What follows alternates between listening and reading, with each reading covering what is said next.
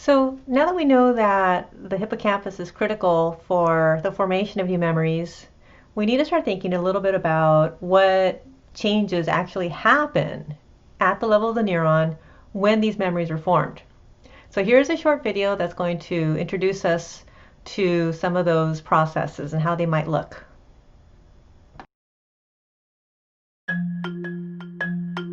Not so long ago, many scientists believed that the brain did not change after childhood, that it was hardwired and fixed by the time we became adults. But recent advances in only the last decade now tell us that this is simply not true. The brain can and does change throughout our lives.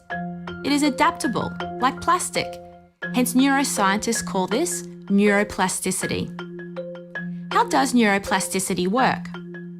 If you think of your brain as a dynamic, connected power grid, there are billions of pathways or roads lighting up every time you think, feel, or do something. Some of these roads are well-travelled. These are our habits, our established ways of thinking, feeling, and doing. Every time we think in a certain way, practice a particular task, or feel a specific emotion, we strengthen this road. It becomes easier for our brains to travel this pathway. Say we think about something differently, learn a new task, or choose a different emotion. We start carving out a new road. If we keep travelling that road, our brains begin to use this pathway more, and this new way of thinking, feeling, or doing becomes second nature. The old pathway gets used less and less and weakens. This process of rewiring your brain by forming new connections and weakening old ones is neuroplasticity in action. Well, it turns out that in the 1940s, psychologist Donald Heb predicted synaptic plasticity long before people really even knew what a synapse was. And he spelled out how this would work, and it became what's called the Heb Rule. And he said, when an axon of cell A excites cell B and repeatedly and persistently takes part in firing it, some growth process or metabolic change takes place in one or both cells so that A's efficiency as one of the cells firing B is increased. He was quite right on this prediction. So let's take a look at how the Heb Rule works. And one of the characteristics that he described is that it's an associative process. So LTP, this process where neurons form these new connections called long-term potentiation.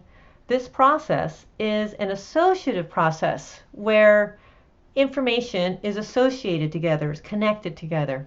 So let's take a look at how that works.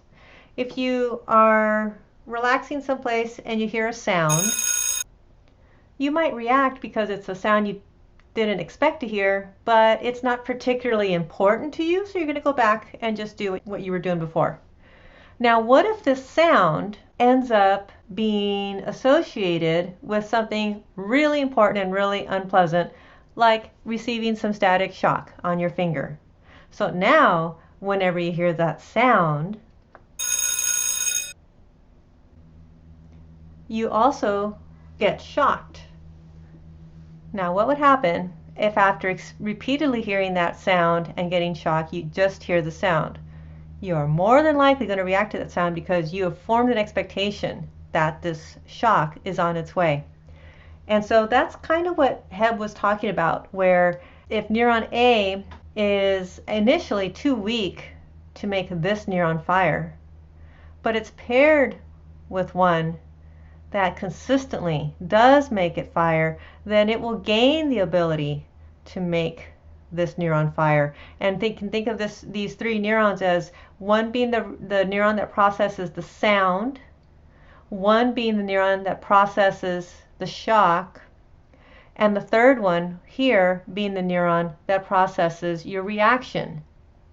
And so it's essentially a formation of a memory that tells you that that bell or that beep or whatever that sound is means trouble. We can also now start filling in some of the knowledge that we've acquired since then. So now we certainly know about synapses, and if you remember, glutamate is involved in synaptic plasticity, in the formation of memories, right? And so turns out that there are two types of glutamate receptors. One shown here with the letter A and one shown with the letter N. The A stands for AMPA glutamate receptor. That is a type of receptor for the neurotransmitter glutamate. The AMPA receptor is the one that's used commonly all the time. So glutamate is the major excitatory neurotransmitter in the brain. It makes neurons fire and makes them have action potentials, right? And release their own neurotransmitter. It is super common throughout the brain. One estimate I've seen is that it's involved in like 70% of synapses in the brain. So it's super prevalent, super common. And the AMPA receptor is one of the most common types of glutamate receptors. And so it's the one that's involved in normal, everyday neural signaling. It's just going to relay a message along. It's going to pass it along. The AMPA receptor is the ionotropic receptor. And if you remember, that's the type of receptor that just opens or closes ion channels. So since it's glutamate, it's going to be opening up sodium channels and making that neuron that's receiving that glutamate become excited and fire. Now the NMDA receptor, shown here with the letter N, is a little different. It's not an ionotropic receptor. It is a metabotropic receptor for glutamate. It is going to be able to communicate with the nucleus of a neuron. And in so doing, it is going to be able to tell that nucleus that receives that glutamate through the NMDA receptor, is going to tell that postsynaptic neuron, hey, let's make some long-term changes. And so one of those long-term changes can be seen here, where this neuron receives glutamate through its NMDA receptor. The NMDA receptor communicates with the nucleus and tells it, hey, let's do something here so that we have a stronger connection to this neuron that's receiving information from this bell. And so it does, and from then on forward, it's going to have a stronger connection. So let's take a look here and see what the changes actually are. Before long-term potentiation, we can see that there was only one AMPA receptor. As a result of the induction of LTP, we can see that there are now, after LTP, 1, 2, 3 AMPA receptors.